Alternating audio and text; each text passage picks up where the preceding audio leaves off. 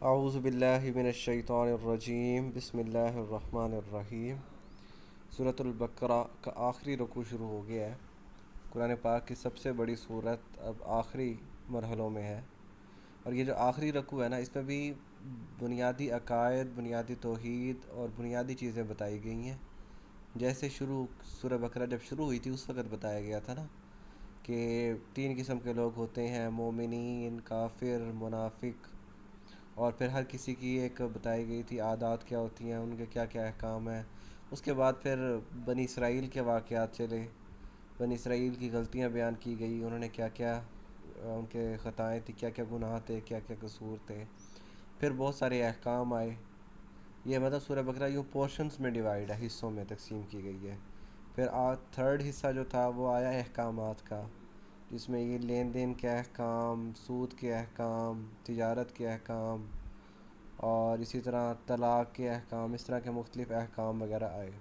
اب جو احکام آئے ہیں اس احکام کے بعد اب یہ حکم دیا جا رہا ہے، یہ آیات آ رہی ہیں تاکہ وہ جو حکم دیے گئے ہیں وہ حکم پورے کر سکیں ہم۔ یہ نہیں ہے کہ صرف بس وہ حکم سن لیے، پڑھ لیے اور اگنور کر دیے، ختم کر دیے، بلکہ یہ جو علم ہم نے حاصل کیا اس کو امپلیمنٹ بھی کرنا ہے۔ تو للہ، اللہ کے لیے ہی ہے۔ لام لی کا مطلب ہوتا ہے کے لیے، للہ اللہ ہی کے لیے ہے، ما وہ جو فی السماوات آسمانوں میں ہے، وما فی الارض اور جو کچھ زمینوں میں ہے۔ سما آسمانوں کو کہتے ہیں، لیکن یہ جمع ہے، جو کچھ آسمان و زمینوں میں ہے وہ سب کچھ اللہ کا ہی ہے۔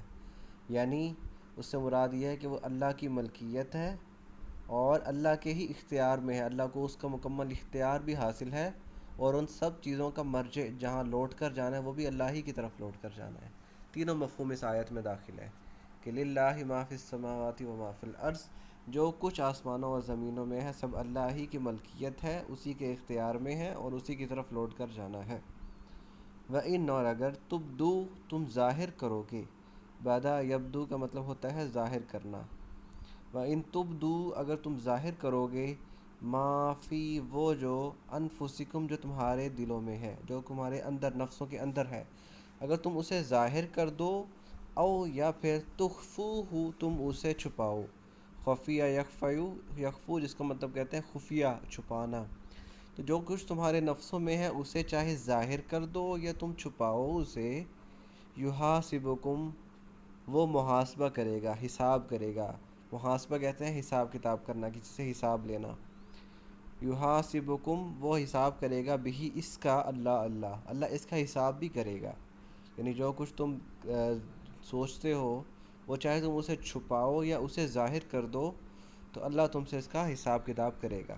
اس کے دو مفہوم علماء نے بیان کیے ہیں۔ ایک مفہوم تو یہ ہے کہ جو بھی ہمارے ذہن میں خیالات آتے رہتے ہیں، کوئی نیکی کے خیالات آتے ہیں، اور وہ تو بلکہ یہاں تک بھی ہے کہ اگر کوئی بندہ نیکی کا ارادہ کر لیتا ہے لیکن وہ کر نہیں پاتا تو اس ارادے کا بھی اسے ثواب مل جاتا ہے۔ لیکن گناہ کے بارے میں یہ آتا ہے، اگر کوئی گناہ کی نیت کرے لیکن وہ گناہ نہ کرے تو اس گناہ کا مطلب اس کا گناہ نہیں لکھا جاتا، غلطی کا مطلب اس کا حصہ نہیں لکھا جاتا جب تک وہ گناہ کرے گا نہیں اس وقت تک۔ لیکن یہاں بھی آتا ہے کہ اگر علی آیا تھا نا کہ بھی اللہ جسے چاہے عذاب دے، جسے چاہے معاف کرے، تو یہ ہے کہ جو تم سوچتے ہو اللہ اس پہ حساب بھی لے سکتا ہے، اللہ اس پہ تمہاری مغفرت بھی کر سکتا ہے، لیکن یہ اللہ کی مرضی ہے، اللہ جسے چاہے معاف کرے اور اللہ جسے چاہے حساب کتاب لے۔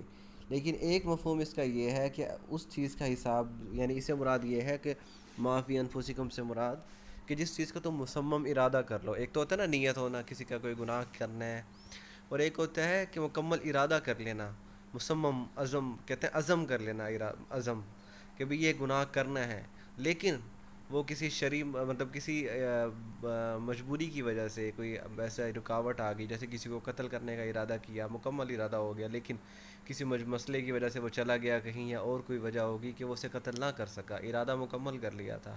تو اب یہ چیز جو ہے نا، یہ ارادہ عزم، یہ اس چیز میں ظاہر ہے، اس چیز میں شامل ہے کہ وہ جو تم مصمم ارادہ کرتے ہو نا کسی گناہ کا، چاہے تم اسے چھپاؤ یا تم اسے ظاہر کرو، اللہ اس کا حساب لے سکتا ہے۔ اب اگر اس یہ آیت کا مطلب لیں گے تو پھر آگے جو اللہ جسے معاف کرے اور جسے چاہے عذاب دے کا مطلب یہ نہیں ہے کہ اللہ اس ارادے والے کو معاف بھی کر سکتا ہے یا سزا دے سکتا ہے، بلکہ اس آیت کا مطلب یہ ہو جائے گا کہ اللہ کو مکمل اختیار ہے، اللہ کے علاوہ اور کوئی ایسا نہیں ہے جو با اختیار ہے، پھر اس کا یہ مطلب ہو جائے گا۔ خیر یہ ابھی ادھوری آیت ہے، ہم اس کو آگے پڑھیں گے انشاءاللہ۔ وما علینا الا البلاغ المبین۔